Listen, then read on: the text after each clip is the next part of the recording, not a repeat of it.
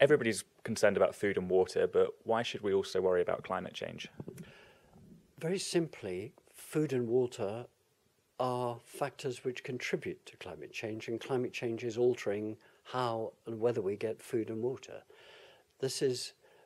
Climate change is basically asking us to rethink how we live our modern lives. And we won't be able to address climate change unless we address it through big issues which are drivers of it, like food. Agriculture alone accounts for 14 to 18% of greenhouse gas emissions worldwide.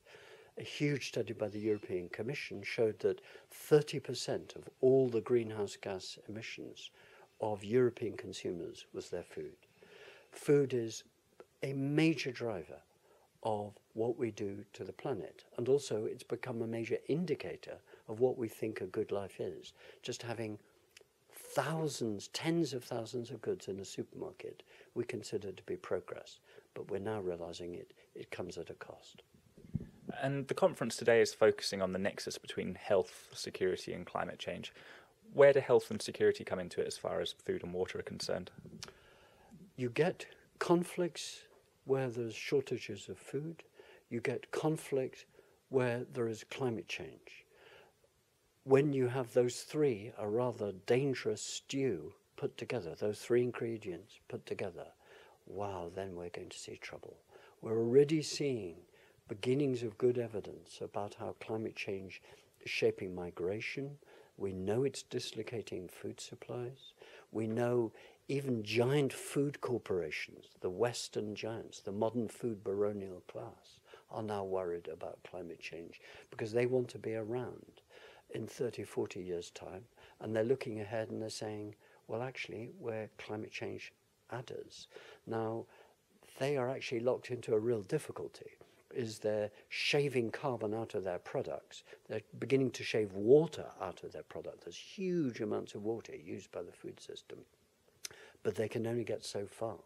Ultimately, unless consumers change, in other words, unless this whole issue comes above the surface, in other words, if we don't leave it to decision makers, but we change us, the people, consumers, how we eat, how we live our lives, climate change will be unstoppable.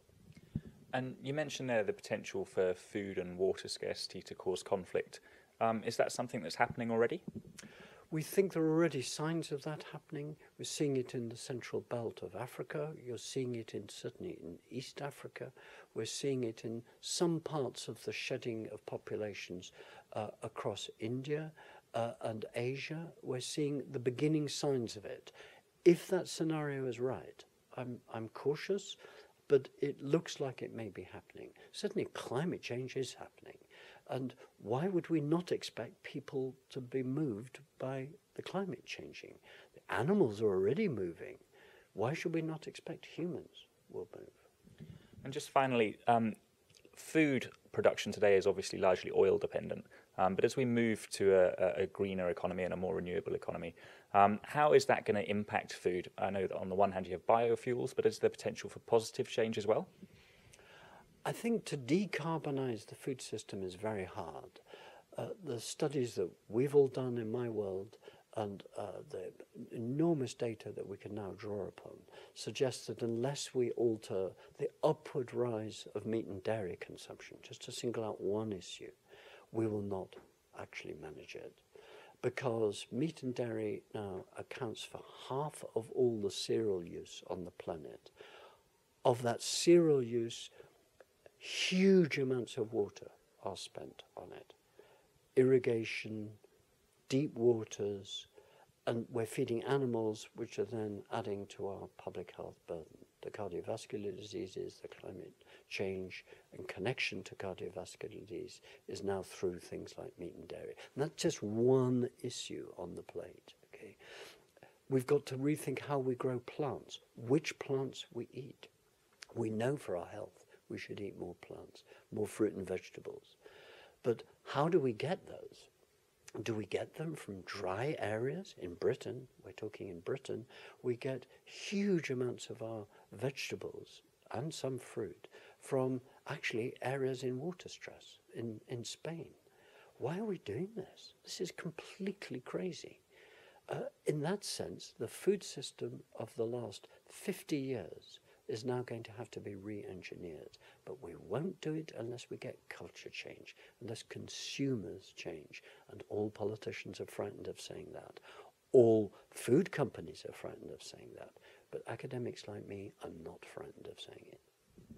So we've been speaking today to people from the big supermarkets about their efforts to address this issue. How much potential is there for them to contribute to the solutions here? The food industry, the food sector generally worldwide, used to be highly resistant. It wasn't climate change denier, but it was resistant to change. They operate a ruthlessly efficient business model, trying to get a grip of nature in our interests. And they've built a system over 70 years which is basically oil dependent.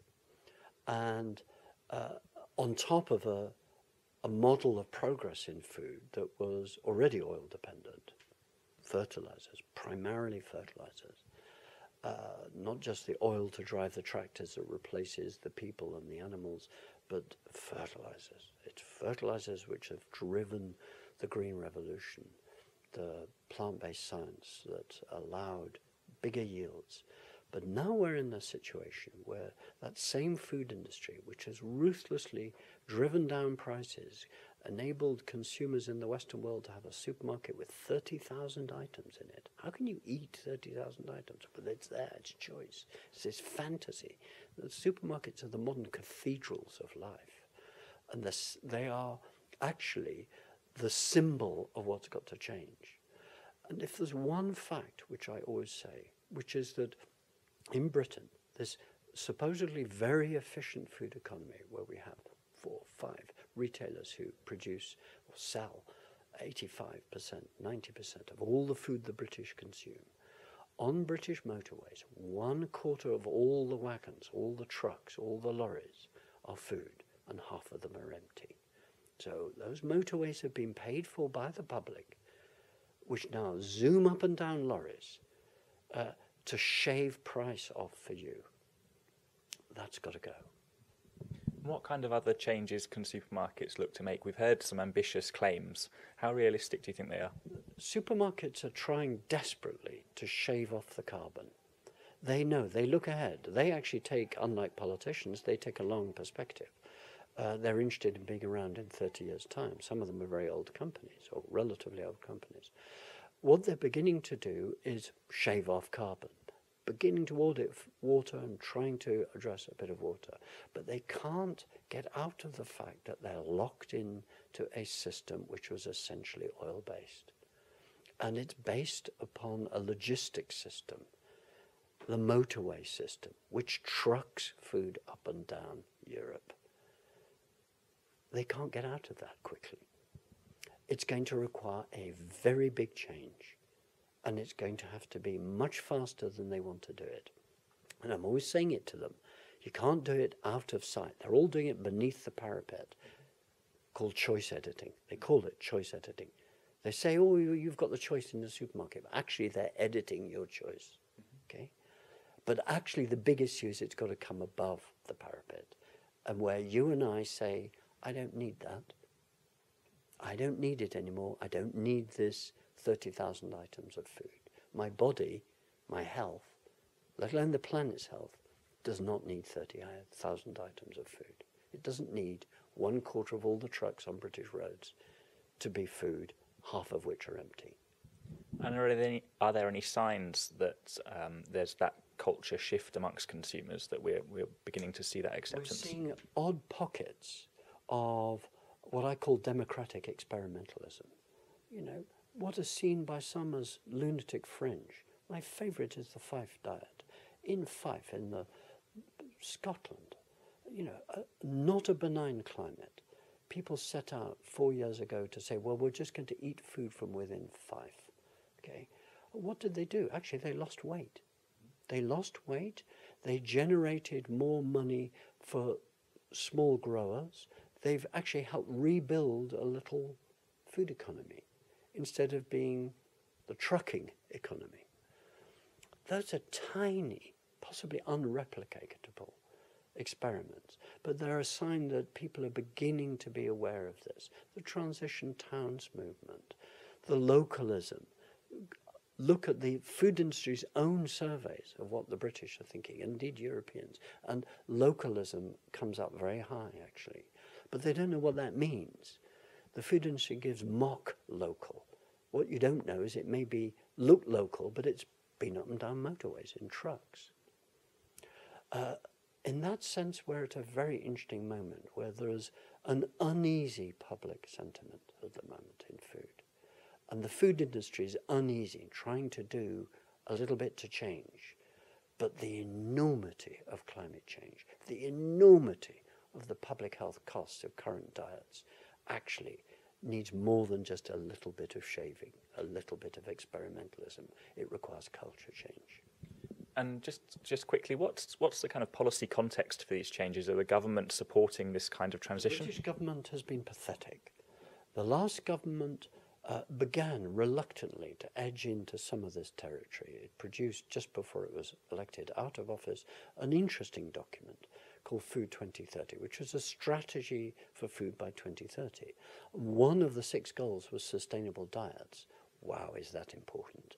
To say not just eat 5 fruit and vegetables a day, it should be probably 9, by the way, but that they need to be sustainable. It must be low carbon and low water, embedded water. That's a very big difference. You don't get that on a label. No one advertises that, but that's what we've got to eat. The coalition government in Britain abolished that. Actually, the only policy framework we've got, and what really is driving things at the moment, is the European Commission's Sustainable Production and Consumption and Production Programme, SCP. And that goes back to 1992 to the Rio Conference, where at Rio, the United Nations Conference on Environment and Development, the European Commission said they would run with trying to address the issue of sustainable lifestyles. 20 years on, it's the Sustainable Consumption and Production Programme. And that embryonically is interesting because it's creating a new framework for what we want from food in Europe. That's the only policy framework at the moment, other than in Britain, the Climate Change Act, which is very, very important, very important. There's lots of policy, embryonically, but not doing it fast enough. But I would say that. And we've heard about what the government should be doing, or maybe could be doing. What about individuals, people watching this? I think you have to think very carefully how much choice do you need. I think we need better rules. The ones I apply, I'll talk about myself. I'm an ex-beef farmer, sheep farmer. I've eaten everything. I've killed a lot of animals. Not for that reason, but I don't eat meat.